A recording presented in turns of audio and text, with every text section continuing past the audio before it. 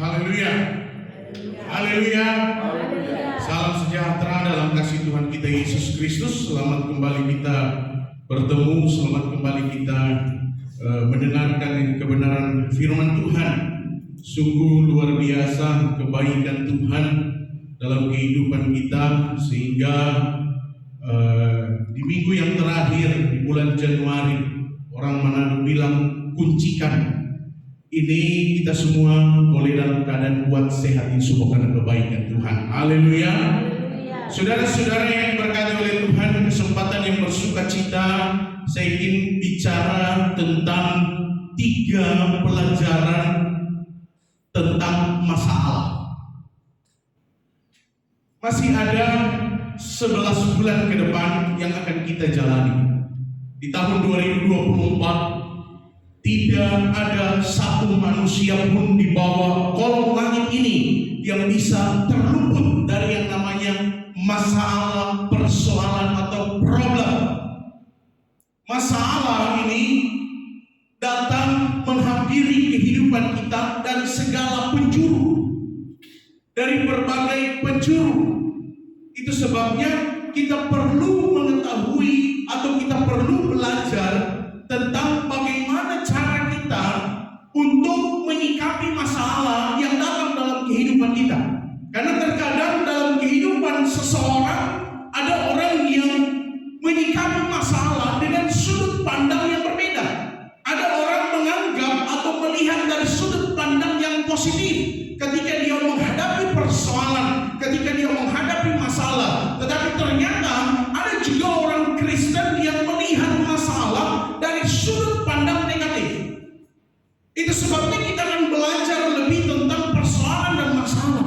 Apa kata Alkitab bagi saya dan saudara, orang Kristen, orang percaya, tentang persoalan atau masalah?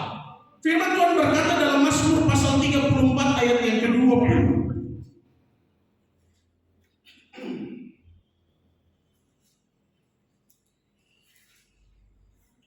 Saudara tinggal duduk saja dengan sikap menghormati firman. Saya akan bacakan buat saudara. Kalau dalam Alkitab atau di HP itu ayat 19. Firman Tuhan berkata begini, Mazmur 34 ayat yang ke-20. Kemalangan orang benar banyak, tetapi Tuhan melepaskan dia dari semuanya itu. Katakan amin. Haleluya. Saudara-saudara yang diberkati oleh Tuhan, melalui kebenaran firman Tuhan, kita mendapatkan satu informasi bahwa ternyata kemalangan bicara soal masalah, bicara soal problem, bicara soal pergumulan. Bagi orang percaya, bagi orang benar, firman Tuhan bilang kemalangan, problem, masalah. Bagi orang Kristen, orang benar, orang hidup di dalam Tuhan, bukannya sedikit tetapi banyak. Tetapi melalui kebenaran firman Tuhan ini dikatakan di sana, tetapi Tuhan melepaskan dia dari semuanya ini. Saudara-saudara yang diberkati oleh Tuhan, khotbah pada minggu kemarin, minggu lalu, sampaikan bahwa barang siapa yang menyembah dia, menyembah dalam roh dan kebenaran. Perlu kita ketahui bahwa bagaimana cara menyembah di dalam roh dan kebenaran. Firman Tuhan berkata bahwa hidup ini harus dipimpin oleh roh. Ketika hidup kita dipimpin oleh roh, berarti penyembahan yang kita lakukan adalah penyembahan di dalam roh. Orang yang hidupnya dipimpin oleh roh, bahkan firman Tuhan bilang menyembah Tuhan bukan hanya sekedar menyembah di dalam roh.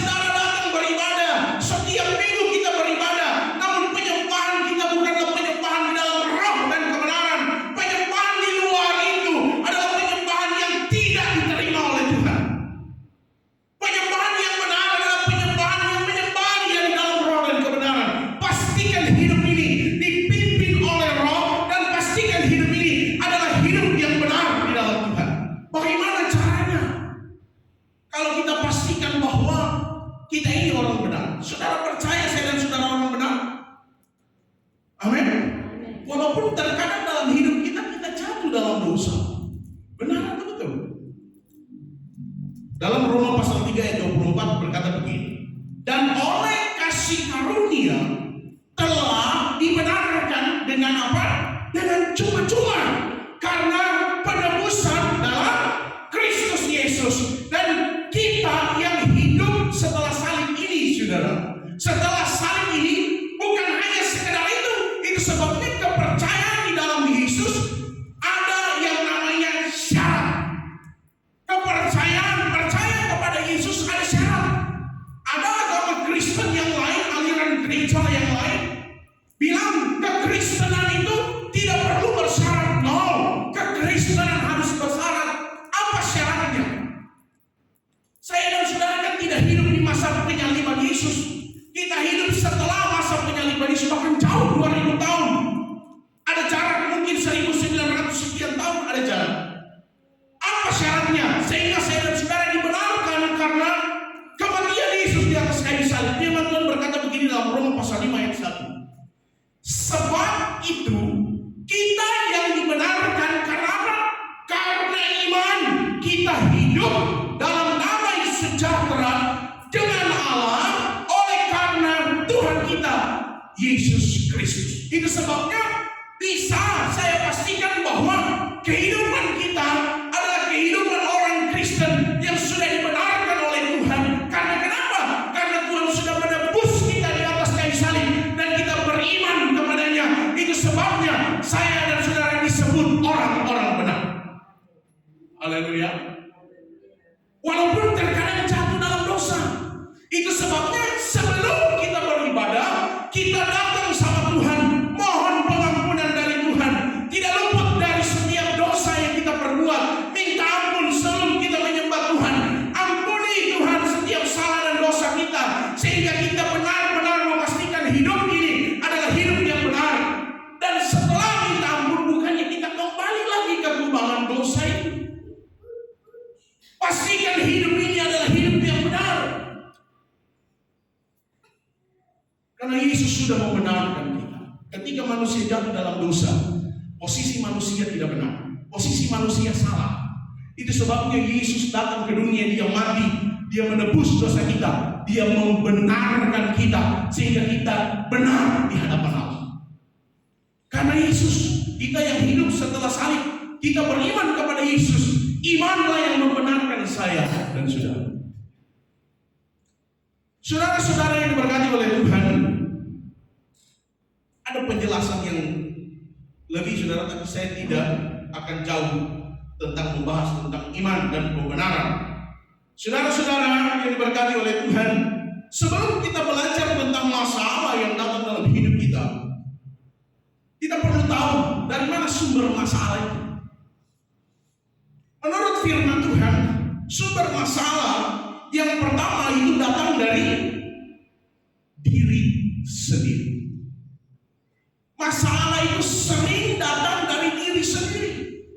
Tanpa saya dan saudara sadari, terkadang masalah yang timbul, masalah yang datang menerpa kehidupan kita, itu diakibatkan oleh kebodohan kita sendiri.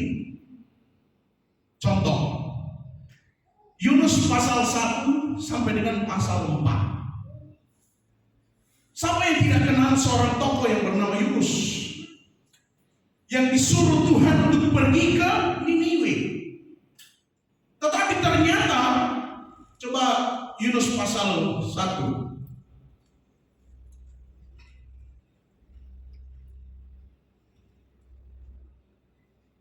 Datanglah firman Tuhan kepada Yunus bin Amitai. Demikian, bangunlah, pergilah ke Niniwe, kota yang besar itu. Berserulah terhadap mereka, karena kejahatannya telah sampai kepadaku. Ayat 3 bilang begini. Tetapi Yunus bersiap untuk melarikan diri ke Tarsis.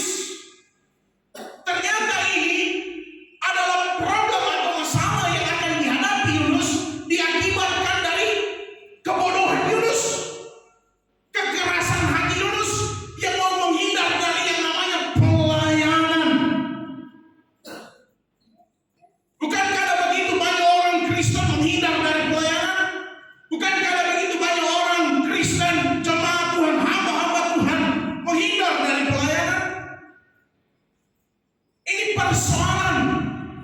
sumber masalah dari diri sendiri.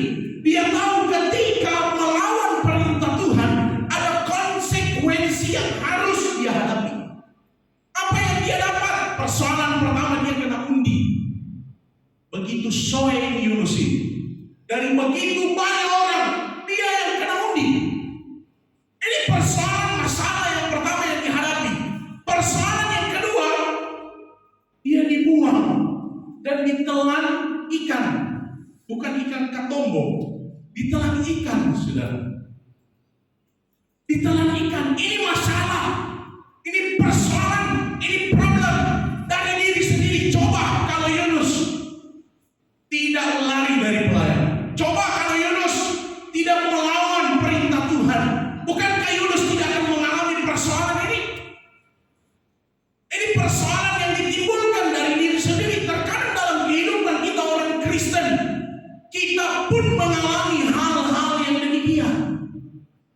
Persoalan itu timbul dari kebodohan kita sendiri. Contoh yang kedua, Saul dalam 1 Samuel 15. 1 Samuel 15 bilang begini. Ayat yang ke-15, ayat yang ketiga. Jadi pergilah sekarang, kalahkan orang Amalek, tumpaslah segala yang ada padanya, dan janganlah ada belas kasihan. Firman Tuhan bilang jangan ada belas kasihan, tumpas habis. Bunuhlah semuanya, laki-laki maupun perempuan, kanak-kanak maupun anak-anak yang menyusu, lembu maupun domba, unta maupun keledai. Firman Tuhan bilang sama Saul, bunuh semua, jangan kasih sisa. Kalau Saul lakukan firman Tuhan ini dengan taat, dia tidak akan dapat masalah. Tetapi ternyata kalau kita baca dalam ayat yang ke-9, firman Tuhan bilang begini.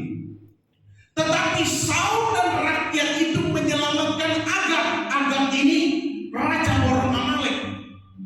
Dan kambing domba dan lembu-lembu yang terbaik dan tambun, pula anak domba dan segala yang berharga. Tidak mau mereka menumpas semuanya itu, tetapi segala hewan yang tidak berharga dan yang buruk, itulah yang ditumpas mereka. Keserakahan orang Israel. Kena batunya juga si Saul. Seorang pemimpin. Kalau saudara baca seterusnya ayat itu berkata, Saul bilang bukan dia, tapi orang-orang Israel yang minta jangan dibunuh. Rakyatnya yang mengakibatkan pimpinannya hancur. Tapi karena kelemahan dari Saul, Saul tidak bisa mengambil keputusan sesuai seperti apa yang diperintahkan Tuhan, mengakibatkan dia menghadapi yang namanya persoalan atau masalah. Dalam ayat yang ke-28 bilang begini. Kemudian berkatalah Samuel kepadanya, Tuhan telah memuliakan daripadamu jabatan raja atas Israel pada hari ini, dan telah memberikannya kepada orang lain yang lebih baik daripadamu. Ini persoalan, ini masalah dari kebodohan Saul. Dia dapat masalah apa? Jabatannya sebagai raja digantikan oleh orang lain. Terkadang dalam kehidupan ini kita hadapi persoalan yang tanpa kita sadari karena kebodohan kita sendiri. Sumber masalah yang kedua, masalah itu datang melalui siapa? Melalui orang lain. Itu sebabnya saya katakan tadi, masalah itu dari segala penjuru. Bukan cuma dari diri sendiri, dari orang lain. Dari siapa? Orang terdekat kita. Bisa jadi masalah itu muncul dari anak kita. Bisa jadi masalah itu muncul dari pasangan istri suami kita. Bisa jadi masalah itu muncul dari kerabat kita. Bisa jadi masalah muncul itu dari orang kerja kita. Bisa jadi masalah muncul dari siapa saja orang terdekat saya dan saudara. Contoh dalam firman Tuhan Daud. Dalam 1 Samuel 18 ayat yang ke-27. Firman Tuhan bilang begini. Tetapi Daud sudah bersiap. Ia pergi dengan orang-orangnya dan menewaskan dari orang Filistin itu 200 orang serta membawa kulit katan mereka, dan dalam jumlah yang genap diberikan mereka lah semuanya itu kepada raja, supaya Daud menjadi menantu raja. Kemudian Saul memberikan Mikal anaknya kepadanya menjadi istrinya. Jadi istri dari Raja Daud, Mikal, firman Tuhan bilang anak dari Saul. Bukankah Raja Daud mengalami masalah dari orang terdekatnya? Mertuanya sendiri, Saul. Bukankah Saul memburu Daud untuk apa? Untuk dibunuh. Kalau saudara baca dalam perikop ini, dalam ayat ini, dalam pasal ini, kita akan temukan di mana ternyata Saul cemburu. Ketika Saul melihat Tuhan menyertai Daud, sehingga masalah mulai muncul dari orang terdekat Daud, yaitu mertuanya sendiri, orang tuanya sendiri. Contoh yang kedua, Yusuf dalam Kejadian pasal yang ke-37. Kejadian pasal yang ke-37, kita ketahui bersama kisah tentang Yusuf, di mana Yusuf dibenci oleh saudara-saudaranya, oleh kakak-kakaknya, karena ayahnya lebih mengasihi dia. Terkadang masalah muncul dari saudara kandung kita sendiri. Ini masalah. Selanjutnya, dengan cepat, yang ketiga, masalah datang dari alam. Kalau saudara baca dalam Markus 4 ayat 35 sampai dengan 41. Markus 4 ayat 35. Sampai 40 sana, ayat 41, angin ribut diredakan. Ketika Yesus dan murid-muridnya ada di atas perahu kapal, mereka sementara berlayar, firman Tuhan bilang apa? Mereka menghadapi masalah di mana angin ribut atau taufan datang menghantam kapal mereka, menghantam perahu mereka. Terkadang dalam hidup ini tidak luput juga dari persoalan masalah yang datangnya dari alam, baik itu gempa, tsunami, banjir, angin, dan lain sebagainya.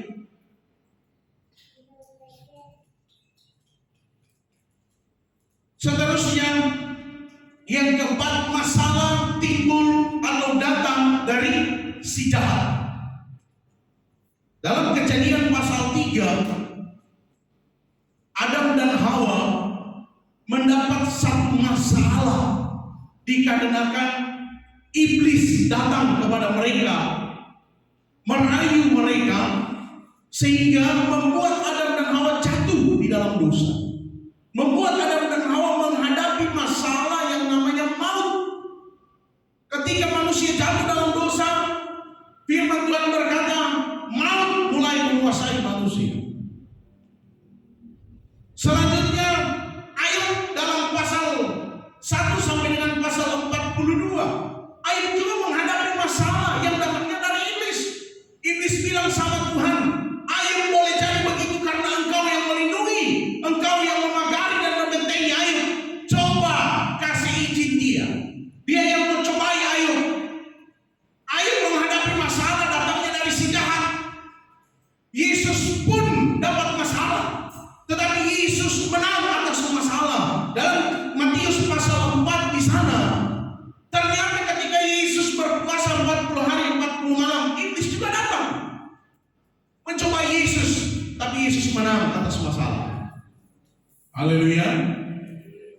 Masalah selanjutnya, masalah itu datang dari Tuhan.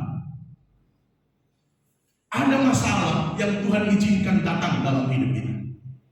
Dengan sengaja Tuhan yang buat masalah itu. Saudara yang diberkati oleh Tuhan, dalam kisah Abraham dalam Kejadian pasal 22, di mana dalam penantian Abraham yang begitu panjang, Abraham ingin keturunan, Abraham ingin seorang anak, tetapi masalah dalam hidup Abraham datang ketika Tuhan bilang sama Abraham, persembahkan anaknya. Ini masalah datang dari Tuhan. Tuhan sendiri yang berfirman kepada Abraham. Tetapi ingat baik, masalah yang diizinkan Tuhan datang dalam hidup kita yang memang sumbernya dari Tuhan, sifatnya untuk menguji saya dan saudara. Sifatnya untuk menguji kita. Tujuan Tuhan baik dalam hidup kita. Kalau masalah datang dari si iblis, tujuannya untuk membinasakan kita. Tetapi masalah yang datang dari Tuhan, tujuannya baik dalam hidup kita. Saudara-saudara yang diberkati oleh Tuhan, ada 3 pelajaran penting yang perlu saya dan saudara ketahui seputar tentang masalah, seputar tentang problem yang akan kita hadapi. Karena saya tahu 11 bulan ke depan saya percaya kita tidak akan luput dari yang namanya masalah. Baik masalah kecil, masalah besar, tetapi kita akan hadapi yang namanya problem, masalah. Yang pertama, pelajaran yang pertama yang perlu kita ketahui bahwa masalah itu datang dalam hidup kita untuk kita hadapi, bukan untuk kita hindari. Bukankah ada begitu banyak orang Kristen ketika hadapi masalah, dia menghindar dari masalah. Dia tidak memilih untuk menyelesaikan masalah, tapi dia menghindar dari masalah. Tetapi Tuhan ingin mengajar kita bahwa masalah apapun yang saya dan saudara hadapi, kita harus menghadapinya. Haleluya. Harus siap. Mental kita harus siap untuk hadapi persoalan. Kenapa? Dalam 1 Korintus 10 ayat 13 bilang begini.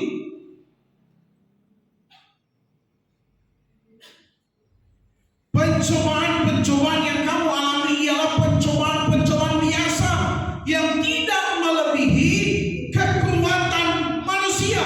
Sebab Allah setia, dan karena itu Ia tidak akan membiarkan kamu dicobai melampaui kekuatanmu. Firman Tuhan bilang begini, pada waktu kamu dicobai, Ia akan memberikan kepadamu jalan keluar sehingga kamu dapat menanggungnya. Haleluya.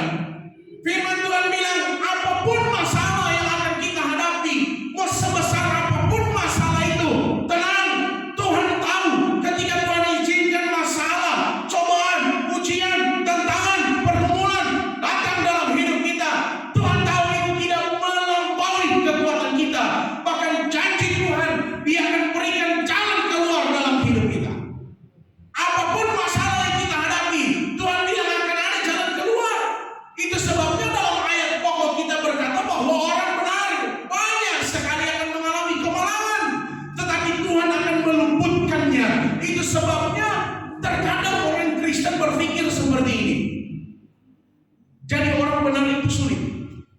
Orang yang hidupnya tidak karu-karuan, yang hidupnya tidak suka dekat dengan Tuhan, kelihatannya masalahnya cuma sedikit. Tapi kenapa orang yang hidupnya setia, suka beribadah, suka melakukan firman Tuhan, tapi orang bermasalah banyak sekali. Belum selesai satu masalah, datang lagi satu masalah. Tidak perlu iri dengan orang fasik yang mungkin masalahnya cuma sedikit, tetapi percaya bahwa Tuhan bilang orang benar, walaupun banyak masalah, Dia akan menolong, Dia akan meluputkan kita, Dia akan berikan kita jalan keluar. Berbeda dengan orang fasik, Tuhan tidak akan menolong mereka, Tuhan tidak akan berikan mereka jalan keluar. Itu sebabnya banyaknya masalah, tidak perlu khawatir, karena ada Tuhan yang pasti menolong saya dan saudara. Saudara-saudara yang diberkati oleh Tuhan, Filipi 4 ayat 13, segala perkara dapat kutanggung di dalam Dia yang memberikan kekuatan kepadaku. Perkara bicara soal masalah, perkara bicara soal problem, pergumulan yang akan kita hadapi.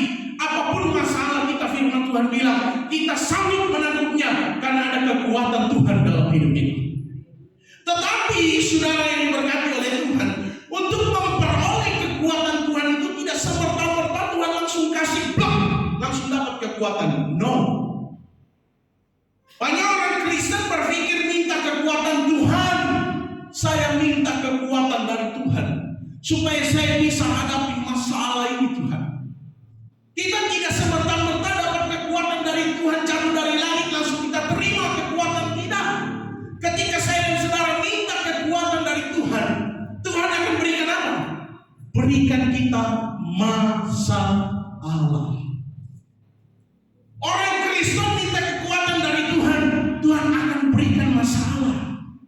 Tetapi di balik persoalan, di balik masalah yang akan kita hadapi, di situ Tuhan akan nyatakan, di situ Tuhan akan berikan kekuatannya dalam hidup kita. Contoh, perjalanan bangsa Israel dalam Keluaran pasal 13. Coba Keluaran pasal 13 ayat 17. Perjalanan bangsa Israel padang gurun ketika mereka keluar dari Mesir. Firman Tuhan bilang ini, setelah Firaun membiarkan bangsa itu pergi, Allah Tuhan tidak menuntun mereka melalui jalan ke negeri orang Filistin. Walaupun jalan ke negeri orang Filistin, walaupun jalan ini yang paling dekat, sebab firman Allah, jangan-jangan bangsa itu menyesal apabila mereka menghadapi peperangan sehingga mereka kembali ke Mesir. Ayat 18. Tetapi Allah menuntun bangsa itu berputar melalui jalan di padang gurun menuju ke laut Teberau dengan siap sedia berperang. Berjalanlah orang Israel dari tanah Mesir. Kalau saya dan saudara baca firman Tuhan ini, padahal Tuhan tahu ada jalan yang paling dekat, ada jalan yang dekat, tetapi Tuhan buat bangsa Israel secara sengaja Tuhan buat mereka berputar lewat padang gurun. Supaya mereka hadapi apa? Firman Tuhan bilang supaya mereka lewat laut Teberau. Laut Teberau itu problem, itu masalah, tidak ada jembatan di sana, tidak ada perahu di sana. Firman Tuhan bilang itu masalah, itu problem. Secara sengaja Tuhan bawa mereka ke pada masalah. Terkadang dalam kehidupan kita demikian, Tuhan sengaja bawa saya dan saudara untuk melalui masalah itu. Apa tujuan Tuhan? Tuhan mau melatih bangsa Israel untuk apa? Untuk terus siap dan bertahan ketika menghadapi masalah. Itu bicara tentang kekuatan. Bagaimana seseorang bisa kuat kalau tidak dilatih? Bagaimana seseorang bisa mahir kalau tidak dilatih? Seorang atlet bisa mahir, atlet badminton dia bisa hebat main badminton kalau dia dilatih. Atlet apa saja dia bisa hebat, dia bisa kuat, dia bisa mampu kalau dia dilatih. Demikian juga dengan kehidupan kita orang Kristen. Tuhan terkadang mengizinkan kita untuk menghadapi masalah itu supaya apa? Supaya Tuhan mau melatih mental kita sehingga kita siap untuk menghadapi masalah yang modelnya bagaimana? Masalah kecil ataupun masalah besar, saya dan saudara siap untuk hadapi masalah. Karena ada begitu banyak orang Kristen ketika menghadapi persoalan, ketika menghadapi masalah mereka tidak siap. Ada begitu banyak orang Kristen lari cari pelampiasan. Bukannya sedikit orang Kristen mabok sana mabok sini hanya karena apa? Hanya karena masalah. Ada begitu banyak orang narkoba karena apa? Karena masalah. Bahkan karena masalah ada begitu banyak orang sampai bunuh diri karena mereka mengalami stres yang begitu sangat amat sehingga membuat mereka salah mengambil tindakan. Karena kenapa? Karena mereka tidak pernah dilatih untuk hadapi masalah. Mereka tidak punya kekuatan. Beda dengan orang Kristen. Orang Kristen yang di dalam Tuhan, orang Kristen yang benar tetap akan hadapi masalah. Bahkan firman Tuhan bilang akan hadapi begitu banyak masalah, tetapi Tuhan akan mengajar, Tuhan akan melatih setiap mental kita sehingga kita tetap bertahan di dalam masalah. Karena kita tahu ada Tuhan yang akan menolong kita. Haleluya.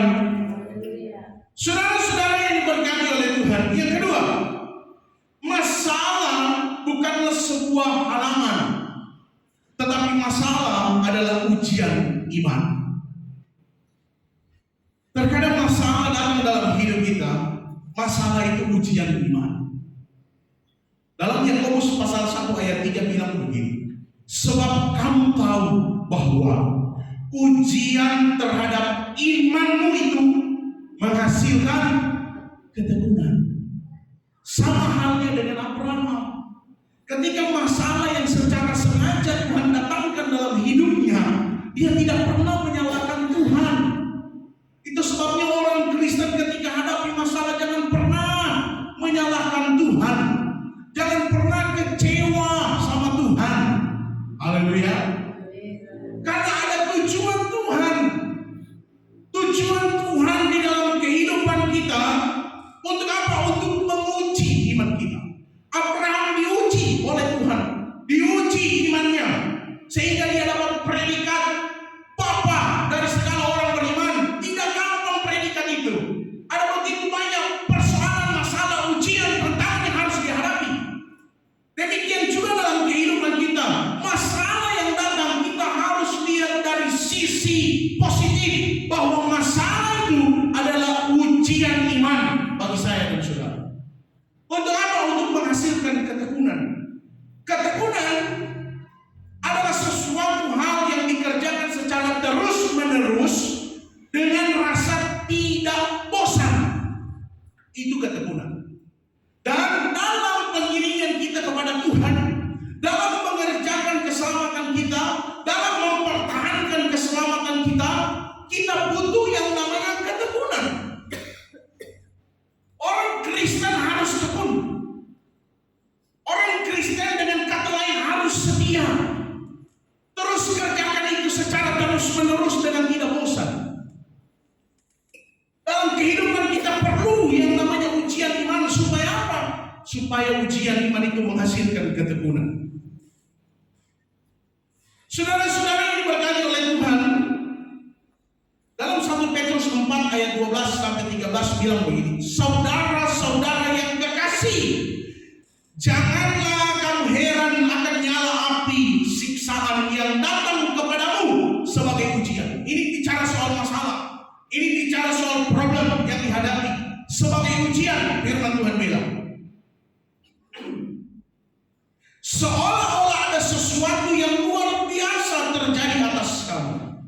Firman Tuhan bilang, sebaliknya bersukacitalah sesuai dengan bagian yang kamu dapat dalam penderitaan Kristus, supaya kamu juga boleh bergembira dan bersukacita pada waktu Ia menyatakan kemuliaannya. Firman Tuhan bilang, ketika saya dan saudara hadapi persoalan dan masalah, malah Tuhan suruh kita tetap bersukacita. Haleluya. Itu sebabnya firman Tuhan berkata, bersukacitalah dalam segala hal, karena itu yang dikehendaki Yesus Kristus bagi kamu. Bersukacita. Karena orang kalau banyak masalah kentara dari muka, penerima tamu yang paling kentara. Jadi kalau orang banyak masalah dari rumah, baru buat terima tamu langsung dapat tahu dari muka. Kalau DP muka orang lalu bilang sama dia brot goreng, upaya bangka ya banyak masalah itu. So tiada DP senyum-senyum itu banyak masalah. Tetapi firman Tuhan bilang harus bersukacita. Belajar bersukacita. Ketika ada masalah apapun bersukacita. Amin, bersukacita. Haleluya. Haleluya. Bersukacita. Supaya apa? Supaya ketika orang lihat ini orang memang orang dalam Tuhan, kelihatannya tidak ada masalahnya. Dia terus senyum, dia terus bersukacita. Kelihatan kayak tidak ada masalah dia. Tidak ada problem yang dia hadapi. Selalu senang dia, selalu ada damai sejahtera dia, selalu bersukacita dia. Tidak pernah saya kalau cerita dengan dia sedih, tidak pernah. Dia selalu bersukacita. Kenapa orang bisa bersukacita ketika hadapi masalah? Karena dia tahu ada Tuhan yang akan menolong dia. Itu membuat kepercayaannya semakin kuat, semakin teguh di dalam Tuhan. Sekalipun masalahnya besar, dia tahu Tuhan sanggup menolong dia. Tuhan sanggup berikan dia jalan keluar. Tuhan sanggup menyatakan mujizatnya dalam hidupnya. Itu sebabnya dia tetap bersukacita walaupun dia hadapi masalah yang berat. Haleluya. Yang terakhir, ketiga, masalah memberikan peluang, kesempatan untuk kita menikmati mujizat Tuhan. Mujizat itu, saudara, hanya dapat dialami jika ada yang namanya masalah, jika ada yang namanya problem. Bagaimana saya dan saudara bisa alami mujizat kalau tidak ada masalah? Sama halnya dengan Bartimeus dalam Markus 10 ayat 46 sampai dengan 52. Bartimeus seorang yang buta. Ini masalah kesehatan yang dia alami. Ini masalah, dia tidak bisa melihat sama dengan orang lain. Ini masalah. Tetapi ketika Yesus lewat, dia berseru, imannya dibangkitkan, imannya menjadi kuat. Dia semakin berseru, yang menghalangi dia datang sama Tuhan orang terdekat Yesus, murid-murid Yesus yang ikut berjalan bersama Yesus. Mereka melarang Bartimeus, jangan. Tetapi semakin dilarang, semakin keras suara Bartimeus berseru, Yesus, anak Daud, kasihanilah. Masalah yang dia hadapi membuat dia menikmati mujizat Tuhan. Itu sebabnya ketika saya dan saudara hadapi persoalan, saya dan saudara hadapi masalah, sama dengan Ayub. Ketika Ayub hadapi masalah, bukan masalah sepele yang Ayub hadapi, masalah berat yang Ayub hadapi. Dia harus kehilangan anak-anaknya, istrinya meninggalkan dia, harta bendanya habis, bahkan tubuhnya dipenuhi borok, luka-luka dan lain sebagainya. Masalah begitu berat yang Ayub hadapi. Tetapi ketika istrinya bilang, kutuki Allahmu, kutuki Allahmu, dia bilang, engkau bicara sama seperti perempuan gila. Ketika saya dan saudara hadapi persoalan, tetap setia di dalam Tuhan. Amin. Tetap setia. Tetap setia. Jangan pernah kecewa dengan Tuhan.